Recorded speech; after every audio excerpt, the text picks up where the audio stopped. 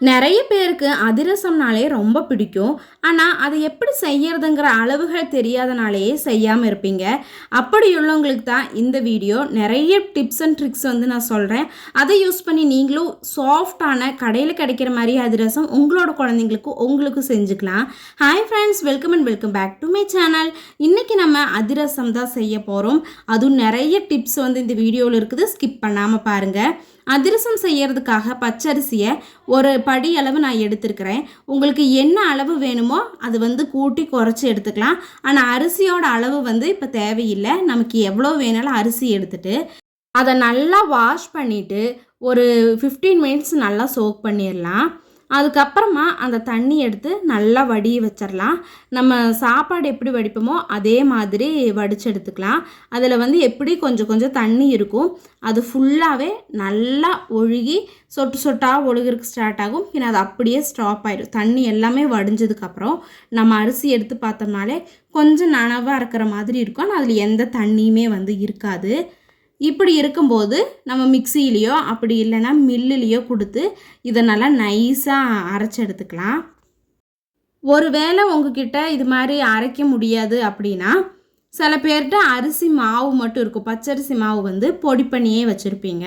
அந்த மாவு நம்ம இப்போ புதுசாக அரைக்கிற மாதிரி நல்லா சாஃப்டாக இருக்காது. பொதுன்னு இருக்கிற மாதிரி இருக்கும். தருன்னு இருக்கிற மாதிரி இருக்கும். ட்ரையாக இருக்கும். அதனால் கொஞ்சமாக பாலோ சுடுதண்ணியோ தெளிச்சுட்டு நான் இப்போ காமிக்கிற அளவு, அதாவது பிடிச்சா பிடிக்கணும், உடச்சி விட்டோம்னா உடையிற பதத்தில் மாவு வந்துடும். அந்த கன்சிஸ்டன்சியில் மாவை நல்லா பொடி பண்ணி எடுத்துகிட்டு இதை வந்து தனியாக எடுத்து வச்சுக்கலாம். இப்போ மாவில் சேர்த்து பிசையறக்குள்ள பொருளெல்லாம் எடுத்துக்கலாம்.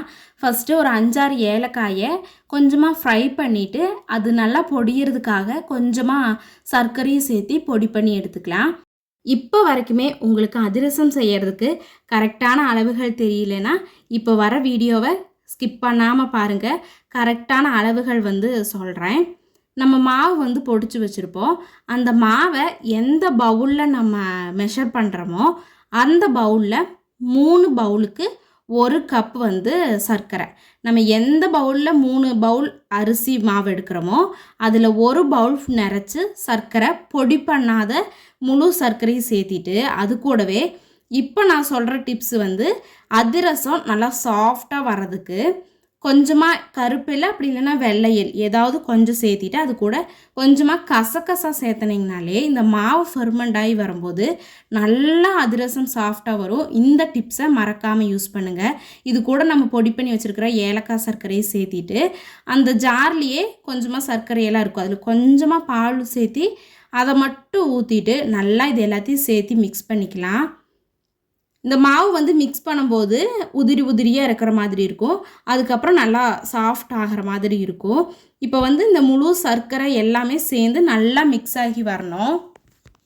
மாவை நல்லா பிசைஞ்சு கீழிருந்து மேலே வர நல்லா திருப்பி நம்ம பிசைஞ்சு விட்டோம்னாலே நல்லா உதிரியாக கிடைக்கும். நல்லா சாஃப்ட் ஆயிரும்.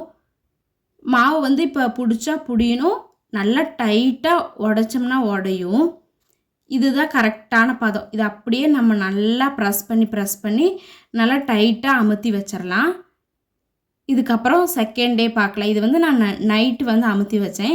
நெக்ஸ்ட் டே மார்னிங் பார்த்திங்கன்னா அந்த சர்க்கரை எல்லாமே நல்லா தண்ணி விட்டு மாவு பொதுன்னு இருந்ததை விட கொஞ்சம் கூடியும் கொஞ்சம் தண்ணி மாதிரி, அதாவது பொதுப்பு தன்மையை தாண்டி கொஞ்சம் நல்லா கெட்டியாகிற மாதிரி ஆயிரும். இப்போவும் வந்துட்டு நல்லா அமுத்தி நம்ம வச்சிடலாம். தேர்ட் டே வந்து எடுத்து பார்க்கும்போது இப்படி இருக்கும். நம்ம செகண்ட் டேவே மாவு ரொம்ப பொதுன்னு வரன்னு இருந்ததுன்னா கொஞ்சமாக சுடுதண்ணியோ பாலோ தெளித்து வச்சிட்டோம்னா போதும். தேர்ட் டே பார்க்கும்போது இப்படி வந்து நமக்கு அதிரசம் போடுற பதம் வந்து கிடச்சிரும். நம்ம கையில் வச்சு தட்டும்போது ஒரு அதிரசத்தோட ஷேப் வந்துருச்சுனாலே இப்போ நான் வீடியோவில் காட்டுற மாதிரி மாவு வந்து நல்லா கொழன்னு இருந்ததுனாலே அதிரசம் போடுறதுக்கு ஸ்டார்ட் பண்ணிடலாம். இப்போ கொஞ்சமாக ஒரு பவுலில் தண்ணி வச்சுட்டு கையில் தண்ணி நனைச்சிட்டு மாவு எடுத்து நம்ம இட்லியெல்லாம் சுடுற துணி இருந்துச்சுன்னா அதில் நல்லா தண்ணி நனைச்சிட்டு பிழிஞ்சிட்டு அந்த துணியிலேயே அதிரசம் மாதிரி தட்டி எடுத்துக்கலாம். அதிரசம் செய்யும்போது மெயினாக நடுவில் நம்ம ஹோல் வந்து போடணும். அப்படி இல்லைன்னா எண்ணெய் குடிக்கும். அதனால தான் வந்து ஹோல் போடுறது. ஹோல் போட்டுட்டு ஒவ்வொரு அதிரசமாக போட்டு எடுத்துடலாம். அதிரசம் வந்து வேக ஆயிரும். ஆனால் அடிக்கடி திருப்பி விட்டுட்டே இருக்கண்டா. ஒரு டைம் நல்லா வெந்து வந்ததுமே இன்னொரு டைம் திருப்பிட்டு ப்ரௌன் கலர் ஆகும்போது எண்ணெயிலேருந்து நம்ம எடுத்துடலாம். நம்ம எண்ணெயிலேருந்து எடுத்த உடனேயே பாக்ஸில் போட வேண்டாம். ஏன்னா இது நல்லா சூடாக இருக்கும். தனியாக ஒரு பவுலில் போட்டோம்னா எண்ணெயெல்லாம் வடிஞ்சதுக்கப்புறம் ஒரு பாக்ஸில் போட்டு ஸ்டோர் பண்ணி வச்சிட்டோன்னா இது நம்ம வீட்லேயே செஞ்சது சுத்தமான எண்ணெயில் செய்கிறதுனால எத்தனை நாள் வச்சுருந்திங்கனாலும் இதோட மனமோ டேஸ்ட்டோ சிக்கு வாசம் அடிக்கிறது அப்படியெல்லாம் வந்து ஆகாது. அப்படியே சூப்பராக இருக்கும். நான் சொன்ன அளவுகளோட நான் சொன்ன டிப்ஸு எல்லாம் யூஸ் பண்ணி நீங்களும் உங்கள் குழந்தைங்களுக்கும் உங்கள் வீட்டில் உள்ளவங்களுக்கும் இதே மாதிரி அதிரசம் செஞ்சு கொடுங்க. வீடியோ பிடிச்சிருந்துன்னு நினச்சிங்கன்னா லைக் பண்ணிவிட்டு சப்ஸ்கிரைப் பண்ணிக்கோங்க. தேங்க்ஸ் ஃபார் வாட்சிங். Bye bye.